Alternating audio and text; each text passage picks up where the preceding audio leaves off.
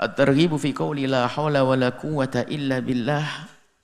Himbauan untuk membaca la haula wala quwwata illa billah. Tidak ada daya dan upaya. Sebagian memaknai agar seimbang la haula. Tidak ada daya untuk melakukan kebaikan wala quwwata, dan tidak ada kekuatan untuk meninggalkan kemaksiatan. Itu biasanya memaknai dibedakan. La haula, tidak ada kekuatan untuk melakukan kebaikan, la haula, tidak ada daya untuk melakukan kebaikan, wala quwwata, dan tidak ada kekuatan untuk meninggalkan kemaksiatan, illa billahi, kecuali dengan pertolongan dari Allah. Nabi Musa radhiyallahu ta'ala anhu, dari Abi Musa, semoga Allah meridhoinya. Anan Nabiya, sesungguhnya baginda Nabi SAW, qala, bersabda, lahu, kepada Abi Musa, kul, katakanlah, bacalah wahai Abu Musa, bacalah wahai Abu Musa, la haula wala quwwata illa billah. Bacalah haula wala quwwata illa billah. Kenapa? Fa innaha kanzun min kunuzil jannati. Kanzun di dunia itu dahsyat. Kalau orang punya kanzun, harta simpanan, harta karun. Karun disebut-sebut korun. Korun. Oh, ya. Jadi harta karun di Indonesia diambil dari korun. Kalau nggak sadar kita jadi korun beneran nanti.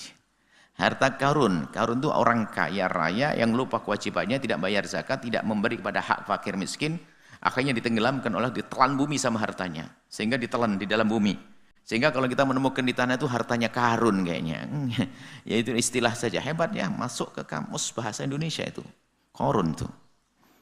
Ya, pernah dengar harta karun ya? Harta karun. Nah, jadi kanzun itu adalah harta simpanan yang berharga. Di dunia saja kalau orang punya kanzun min kunuzid dunya, kaya raya, dahsyat. Bagaimana ini kanzun min kunuzil jannati?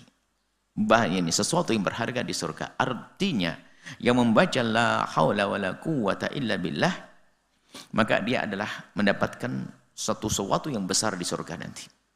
Seperti mendapatkan kanzun min kunuzil jannati. Riwayat Tabrani, riwayat Imam Tabrani bunyinya begini. Man qala la haula, barang siapa membaca la haula wala quwwata illa billah, barang siapa membaca la haula wala quwwata illa billah, kana dawaan, itu menjadi obat. Min tis'atin wa tis'ina da'an. Subhanallah. Jadi yang lagi diuji dengan sakit atau takut sakit, banyak baca la haula wala quwwata illa billah. La haula wala quwwata illa billah. Ini adalah penolak 99 penyakit. Kalau sudah bersabda baginda Nabi, sudah jangan pusing. Husnudzon pada Allah. Penyakit itu adalah banyak, ribuan kan? Sudah ditolak 99 kok.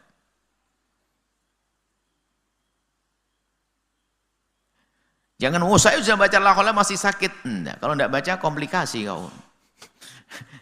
Masih baca dikasih sakit satu. Kan? Jadi jangan sampai kita meremehkan ayat. Kalau sudah membaca, yakin. Baca la haula wala quwwata illa billah, akan dijauhkan dari 99 penyakit. Aisaruha, paling ringannya penyakit alhammu. Hari ini kayaknya. Ham, gelisah, susah. Susah dan gelisah. Enggak tenang hati, itu ham. Jadi yang banyak sedih, susah, baca la haula wala quwwata illa billah. La haula wala quwwata illa billah. La haula wala quwwata illa billah. Baik. At-targhibu fi adhkarin yaquluha idza asbaha wa idza amsa. Ini imbauan membaca zikir-zikir, dibaca kalau kita berada di waktu pagi dan di waktu sore. An Mu'adz bin Abdullah bin Khubayb, dari Mu'adz bin Khubayb bin Abdullah bin Abdullah bin Khubayb, an abi, dari ayahnya, annahu qala, dia berkata, kharajna fi lailati matarin. Suatu ketika aku keluar di malam penuh hujan. Malam yang diwarnai dengan hujan. Dzulmatin syadidatin, gelap. Hujan dan gelap. Kalau hujan ya gelap. Ini gambarnya dulu belum ada listrik, PLN belum ada. Lampu keplek hanya di dalam rumah, jalan mah gelap. Nggak ada lampu keplek pinggir jalan, hujanan ya mati. Bayangkan. Natlubu Rasulullah, dan kami ingin mencari Rasulullah. Bertujuan mencari baginda Nabi SAW. Liusolliya bina, agar bisa sholat dengan kami. Nabi minta dipanggil kalau waktu sholat. Wa adraknahu, kemudian kami menemukan baginda Nabi. Faqala, Nabi malah memberitahu. Kul, baca. Ya Mu'ad. Kul.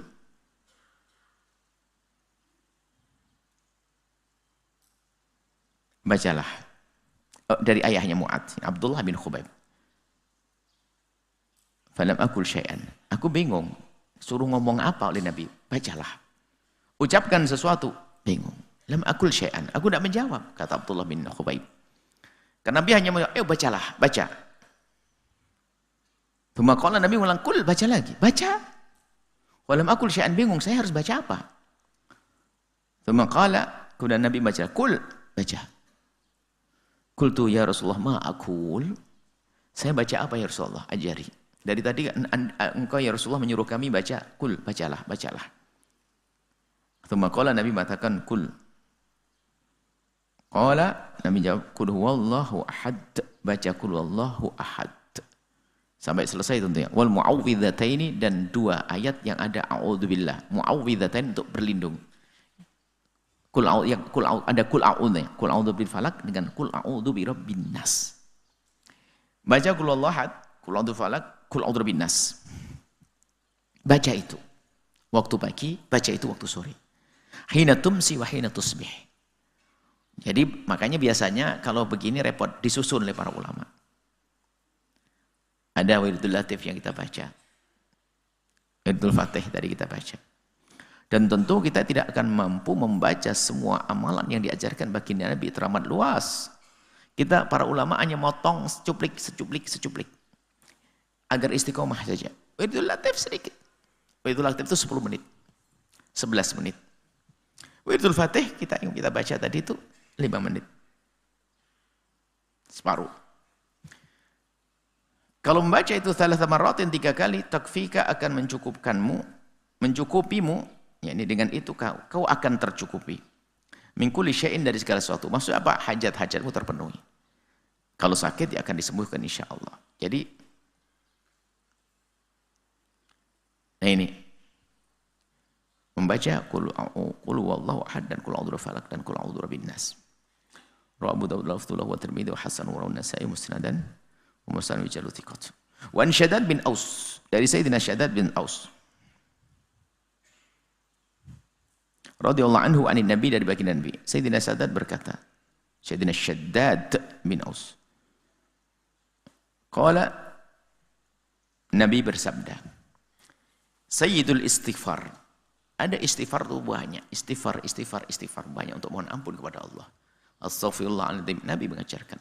La ilaha anta subhanaka inni kuntu minadh dhalimin. Allah mengajarkan kepada Sayyidina Yunus untuk minta ampun. Tapi ada Sayyidul istighfar yang digelari oleh baginda sebagai tuan. Berarti tuannya, yakni sayyidnya istighfar. Sayyidul istighfar. Apa itu sayyidnya istighfar? Allahumma anta rabbi, la ilaha anta khalaqtani, wa ana 'abduka wa ana 'ala ahdika wa wa'dika mastata'tu. A'udzu bika min syarri ma sana'tu. Abu'u laka bi ni'matika 'alayya wa abu'u bi dzambi faghfir li fa innahu la yaghfiru dzunuba illa anta. Ini juga ada di dalam Wiridul Latif. Allahumma anta ya Allah, wah ya Allah, anta rabbi, engkau adalah Tuhanku. La ilaha illa anta, tidak ada Tuhan kecuali engkau ya Allah. Khalaqtani, engkau telah menciptakanku. Wa ana abduka, ikrar, aku adalah hambamu ya Allah. Wa ana ala ahdika wa wa'dika, dan aku akan berusaha dengan perjanjianku denganmu ya Allah di alam arwah. Di alam arwah kita sudah berjanji. Alastu bi rabbikum, waktu mengatakan aku Tuhanmu kita berikrar, ya. Ya Allah, aku beriman.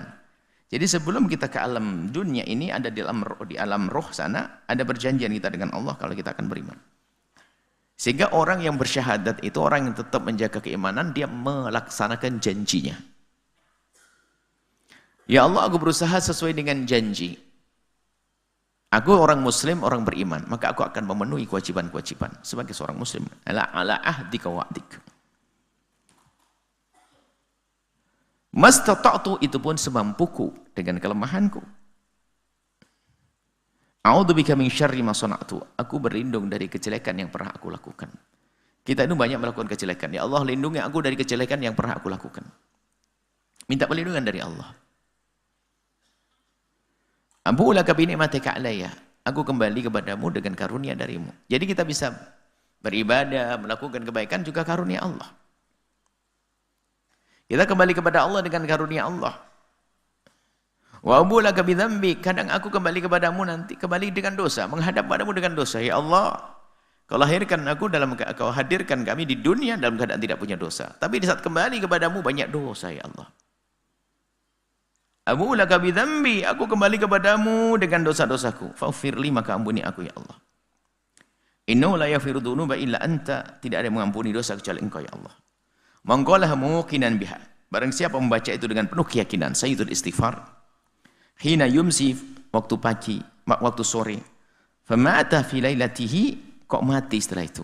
Kalau di sore yang baca kok malamnya mati, dakhalal jannah, masuk surga. Sudah Nabi bersabda, enggak usah bimbang. Mau mati tidak boleh, enggak bisa juga kita minta-minta. Ya Allah, saya sudah baca ini, nanti matikan. Enggak mati-mati. Dan kita tidak boleh minta mati kok kayak kebanyakan amal. Kita tidak boleh minta mati. Kecuali dengan bahasa ta'liq, ya Allah, jika mati bagiku lebih bagus dariku, matikan aku. Makruh, kita tidak perkenankan minta mati. Ya Allah, aku pengen mati saja. Kenapa? Pusing di dunia. Memang di alam barzah enggak lebih pusing, dosamu banyak. Menyungsep kau nanti. Jadi nggak boleh kita sok minta mati kayak kebanyakan amal kan. Jangan minta mati, minta panjang umur. Dengan kebaikan. Soleh dengan ilmu, panjang umur, solehah. Itu. Rawal Bukhari wa Nasa'i Tirmidzi wa indahu. Di Tirmidzi ada temannya, la yaquluha ahadun, tidak ada satu orang pun yang membacanya tadi. Hina yumsi, waktu pagi sore hari, fayati alaihi qadarun, tak taunya datang ketentuan dari Allah qabla yusbiha, sebelum pagi tiba mati. Illa wajabat lahul jannatu, wajib mendapatkan surga. Baca tadi di sore hari, tak taunya mati malamnya surga. Wala yaquluha hina yusbihu, dan tidaklah seorang membaca sayyidul istighfar tersebut. Hina yusbihu, waktu pagi tiba.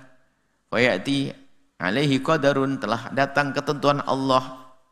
Tentunya datang ketentuan Allah, paginya membaca sayyidul istighfar, siangnya mati. Qabla yumsi, sebelum datang sore. Illa wajabat lahul jannatu, wajib mendapatkan surga.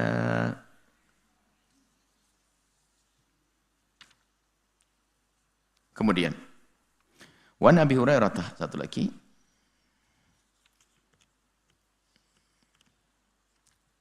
Dari Abi Hurairah radhiyallahu ta'ala anhu, beliau berkata, ja'a rajulun, Nabi datang seorang laki-laki kepada baginda Nabi sallallahu alaihi wasallam, faqala, dan bertanya, ya Rasulullah, wahai Rasulullah, malakitu in aqrabin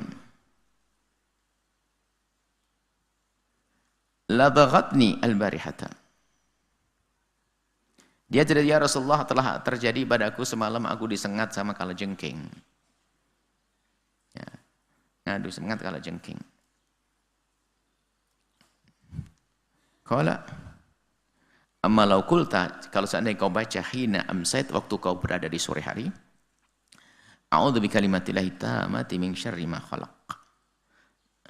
Baca ini, a'udzu bi kalimatillahi tammati min syarri ma khalaq. Lam yadurruk. Kalau kau baca a'udzu bi kalimatillah, aku berlindung dengan kalimat Allah. Kalimat Allah itu macam-macam penafsirannya, tapi mengerucut kepada makna kalamullah, kalimat Allah. Ada mengatakan, Nawawi mengatakan Al-Quran, segala kalamullah. Jadi kalamullah kan sifat Allah. Jadi kalau orang bersumpah dengan sifat Allah, artinya juga bersimpah dengan Allah. Artinya apa? Demi Allah. Bisa saja dimaknai langsung begitu. Kita boleh bersumpah dengan sifat-sifat Allah. Karena maksudnya bersumpah dengan mausuf yang disifati. Sama kayak begini ini. Kalimat Allah, kalamullah. Al-Quran, kalamullah, sifat. Kalau kita bersumpah dengan sifat Allah, artinya bersumpah dengan Allah. Artinya, aku berlindung dengan Allah, dengan kalimat Allah, Al-Quran, atau kalamullah, atau dengan Allah, at-tamati yang sangat sempurna. Min syarri ma khalaq, dari segala kejahatan yang Allah ciptakan. Jadi, ya tetap nyengat namanya kalajengking, tapi tidak akan menjadikan berbahaya untuk kita. Bahaya itu macam-macam loh ya. Bahaya itu macam-macam. Kalau menganggap menafsiri bahaya itu, kalajengking, dicekik kalajengking, ya nggak akan bermasalah. Bahayanya kadang-kadang namanya bahaya bukan dari situ. Dicekik kalajengking, pergi ke dokter, takutnya salah obat. Lah kan gara-gara kalajengking. Dicekik kalajengking, takutnya apa? Kaget, kejedot, sampai gegar otak. Ada ini kan. Jadi bisa jadi karena dia telah membaca ini, kesengat ya kesengat tok. Panas tapi tidak bahaya, nggak jadi racun bagi dia. Tafsir yang banyak tentang tidak membahayakanmu. Jadi bahaya ini adalah sebabnya macam-macam. Artinya kalajengking tidak menjadikan sebab bahaya untukmu. Kalau pun disengat, ternyata bisa jadi tubuh kita perlu sengatan itu agar sembuh dari si penyakit. Sekarang ada pengobatan alat disengat lebah. Ada sengat lebah, tapi sengat kalajengking belum ada. Ya coba aja barangkali. Artinya berdoa itu agar dihindarkan bukan berarti langsung nggak ada, akan tapi bahayanya, bahaya jauh. Bahaya yang jauh, bahaya yang pendek. Bisa jadi gara-gara sakit murtad loh ya. Naudzubillah. Jadi apapun yang terjadi dari hal-hal yang tidak ia senangi, tidak akan merusak, tidak akan menjadikan dia sengsara. Dunia ataupun akhirat. Khusnudzan pada Allah. Maka baca ini, a'udzu kalimatillahi tammati min syarri ma khalaq. Wa fi qala Suhail wa kana ahluna yu'allimunaha. Keluarga kami mengajarkan ini. Sayyidina Suhail berkata, keluarga kami mengajarkan anak-anak membaca itu. Wa kanu yaqulunaha. Mereka anak-anak membaca itu semua. A'udzu kalimatillahi tammati min syarri ma khalaq. Anda masuk semak-semak. A'udzu tammati min syarri ma khalaq. Maksudnya ikhtiar dulu, menghindar, bukan ular langsung wah saya akan masuk ular harimau bismillah. Ya ini bunuh diri. Nggak usah action lah, racun. Kalau memang ini benar, baca hadis Nabi. Bismillah. Minum racun, mati, bunuh diri kau. Nah begitu. Ikhtiar. Faludhiqat jariyatun minhum. Akhirnya seorang budak perempuan jariyah, ini budak perempuan yang ada di rumahnya itu tersengat kalajengking. Falam tajid laha waja'an. Dia sakit saja, kaget, tidak merasakan sakit, tidak sampai membahayakannya. Walihumzain. Oh apa ini ada ketinggalan. Lam tad'ula. Man qala hina yumsi 3 marratin. Ini. Barang siapa membaca tadi a'udzu kalimatillahi tammati min syarri ma khalaq waktu sore hari 3 kali. Wa fihi ada tambahan hadis lam tadurruhu hummatu tilkal lailati. Tidak akan membahayakan hummah. Hummah itu apa? Ibnu Hajar menyebutkan wal hummah bi dhammil muhmalati wa takhfifil mim. Hummah. Wal hummah. Bukan hummah. Hummah. Haknya di dhammah, mimnya di takhfif, enggak pakai tasydid. Hummah. Wa ladghatu kulli dhi summin. Ladghatu kulli dhi summin, sengatan semua yang beracun. Atau wasummun nafsuh, atau itu racun sendiri. Artinya kalau membaca ini insya Allah nggak akan berbahaya. Bukan berarti kita trader, maksudnya setelah kita berhati-hati, setelah kita waspada, setelah kita menjaga, kemudian kok tiba-tiba ada kecelakaan kesengat, insya Allah tidak membahayakan. Itu. Ini saja insya Allah kita lanjutkan pada pertemuan yang akan datang. Dan nanti mencoba mengamalkan zikir-zikir ini. Tapi paling tidak, zikir yang sudah diberikan oleh guru-guru kita, itu kita ambil. Itu saja istiqomah ini. Yang sudah masuk torekoh. Guru dari guru torekoh, zikir-zikir. Atau yang ambil Wirdul Latif, Ratibul Haddad, Ratibul Attas, Ratibul Faidul Fatih, baca itu. Yang penting istiqomah dulu. Kalau itu banyak. Akan tapi Anda pun di saat mendengar begini, Anda pengen catat, Anda pengen mengamalkan, sah. Apakah pakai ijazah? Enggak pakai ijazah. Hadis Nabi yang Nabi suruh nyuruh pakai ijazah-ijazah. Cuman ijazah itu perlu dihadirkan untuk mengikat bahasanya kita punya guru, gitu. Maka kalau hadis Nabi nggak pakai ijazah, langsung amalkan sama ijazah. Nggak usah ditakuti, nggak pakai ijazah nggak diterima. Mana? Nabi mau nyuruh kok, Nabi ngajari kok. Pakai ijazah kelamaan. Cuman ijazah punya makna, sambung hati antara guru murid itu penting, sehingga ada namanya ijazah. Wallahu a'lam bishawab.